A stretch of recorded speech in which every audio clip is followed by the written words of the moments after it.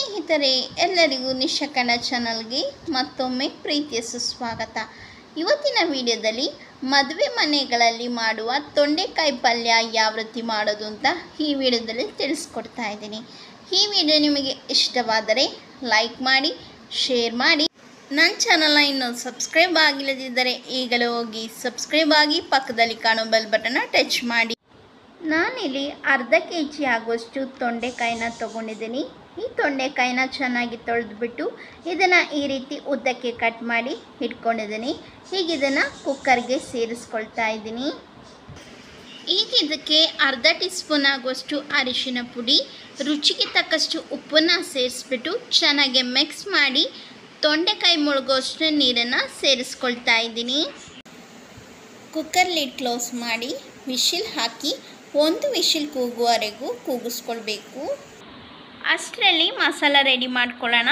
ಇವಾಗ ಪ್ಯಾನ್ ತೊಗೊಂಡಿದ್ದೀನಿ.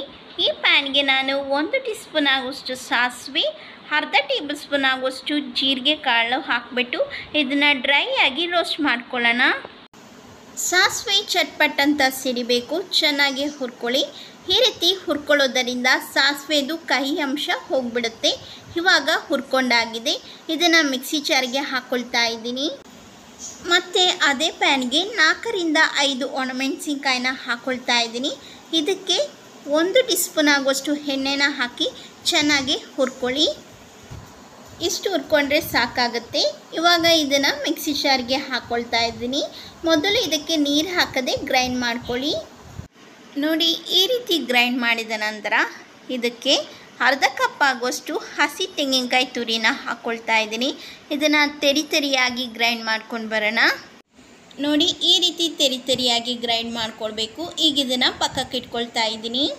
Cooker ತಣ್ಣಗಾಗಿದೆ. Cooker lid open ಮಾಡ್ತಾ ಇದ್ದೀನಿ. ತೊಂಡೆಕಾಯಿ ಎಲ್ಲ ಚೆನ್ನಾಗಿ ಕುಕ್ ಆಗಿದೆ. ಈಗ ಇದರಲ್ಲಿರುವ ನೀರನ್ನೆಲ್ಲ ಸೋಸ್ಕೊಳ್ಬೇಕು. ಈಗ ಇದನ್ನು ಪಕ್ಕಕ್ಕೆ ಇಟ್ಕೊಳ್ತಾ ಇದ್ದೀನಿ. ಇವಾಗ ಸ್ಟವ್ ಮೇಲೆ ಒಂದು ಪ್ಯಾನ್ ಇಟ್ಕೊಂಡಿದ್ದೀನಿ. ಆ ಪ್ಯಾನ್ಗೆ ನಾನು 4 ಟೇಬಲ್ ಸ್ಪೂನ್ ಆಗುವಷ್ಟು ಎಣ್ಣೆನ ಹಾಕ್ಕೊಳ್ತಾ ಇದ್ದೀನಿ. ಎಣ್ಣೆ ಬಿಸಿಯಾಗಲಿ. ಎಣ್ಣೆ ಬಿಸಿಯಾಗಿದೆ. ಈಗ ಇದಕ್ಕೆ ಅರ್ಧ ಟೀ ಸ್ಪೂನ್ ಆಗುವಷ್ಟು ಸಾಸಿವೆ ಹಾಕ್ಕೊಳ್ತಾ ಇದ್ದೀನಿ. ಸಾಸಿವೆ ಚಟ್ಪಟ್ ಅಂತ ಸಿಡಿಲಿ. ನೋಡಿ, ಸಾಸಿವೆ ಚಟ್ಪಟ್ ಅಂತ ಸಿಡಿತಾ ಇದೆ. ಈಗ ಇದಕ್ಕೆ 1 ಟೇಬಲ್ ಸ್ಪೂನ್ ಆಗುವಷ್ಟು ಕಡಲೆಬೇಳೆ, ಅದರ ಜೊತೆಗೆ ಅರ್ಧ ಟೀ ಸ್ಪೂನ್ ಆಗುವಷ್ಟು ಉದ್ದಿನಬೇಳೆನ ಹಾಕ್ಕೊಳ್ತಾ ಇದ್ದೀನಿ. ಚೆನ್ನಾಗಿ ಫ್ರೈ ಮಾಡ್ಕೊಳ್ಳಿ. ಕಡಲೆಬೇಳೆ, ಉದ್ದಿನಬೇಳೆ ಸ್ವಲ್ಪ ಕಲರ್ ಚೇಂಜ್ ಆಗೋವರೆಗೂ ಫ್ರೈ ಮಾಡ್ಕೊಳ್ಳಿ. ಹೀಗೆ ಇದಕ್ಕೆ ಸ್ವಲ್ಪ ಕರ್ಬೇವಿನ ಸೊಪ್ಪನ್ನು ಹಾಕ್ಕೊಂಡು ಬಾಡಿಸ್ಕೊಳ್ತಾ ಇದ್ದೀನಿ.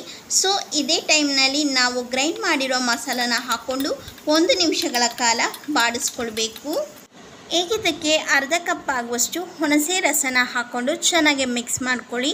ಈಗ ರುಚಿಗೆ ತಕ್ಕಷ್ಟು ಉಪ್ಪನ್ನು ಹಾಕಿ ಮತ್ತೊಮ್ಮೆ ಮಿಕ್ಸ್ ಮಾಡ್ಕೊಳ್ತಾ ಇದ್ದೀನಿ. ಇವಾಗ ಬೇಯಿಸ್ಕೊಂಡಿರುವ ತೊಂಡೆಕಾಯಿ ಮತ್ತು ಕಡಲೆಕಾಳನ್ನು ಹಾಕ್ಕೊಳ್ತಾ ಇದ್ದೀನಿ. ತೊಂಡೆಕಾಯಿ ಕಡಲೆಕಾಳಿಗೆ ಮಸಾಲ ಹಿಡಿಯೋ ರೀತಿ ಚೆನ್ನಾಗಿ ಮಿಕ್ಸ್ ಮಾಡ್ಕೊಳ್ಳಿ. ತೊಂಡೆಕಾಯಿಗೆ ಉಪ್ಪು ಖಾರ ಹಿಡಿಯೋ ರೀತಿ ಚೆನ್ನಾಗಿ ಮಿಕ್ಸ್ ಮಾಡಿ ಲಿಡ್ ಕ್ಲೋಸ್ ಮಾಡಿ 2 ನಿಮಿಷಗಳ ಕಾಲ ಕಡಿಮೆ ಉರಿಯಲ್ಲಿ ಇಟ್ಕೊಂಡು ಕುಕ್ ಮಾಡ್ಕೊಳ್ಳೋಣ. ಈಗ ಇದಕ್ಕೆ ರುಚಿಗೆ ತಕ್ಕಷ್ಟು ಉಪ್ಪನ್ನು ಹಾಕ್ಬಿಟ್ಟು ಚೆನ್ನಾಗಿ ಮಿಕ್ಸ್ ಮಾಡಿ. ಇವಾಗ 2 ನಿಮಿಷ ಆಗಿದೆ. ತೊಂಡೆಕಾಯಿ ಚೆನ್ನಾಗಿ ಕುಕ್ ಆಗಿದೆ. ಸೈಡಿಗೆಲ್ಲ ಎಣ್ಣೆ ಬಿಟ್ಕೊಳ್ತಾ ಇದೆ. ಸ್ಟವ್ ಫ್ಲೇಮನ್ನು ಆಫ್ ಮಾಡ್ತಾ ಇದ್ದೀನಿ. ಬಹಳ ಸೊಗಸಾದ ಸಖತ್ ಟೇಸ್ಟಿಯಾದ ಮದುವೆ ಮನೆಗಳಲ್ಲಿ ಮಾಡುವ ತೊಂಡೆಕಾಯಿ ಪಲ್ಯ ರೆಡಿಯಾಗಿದೆ.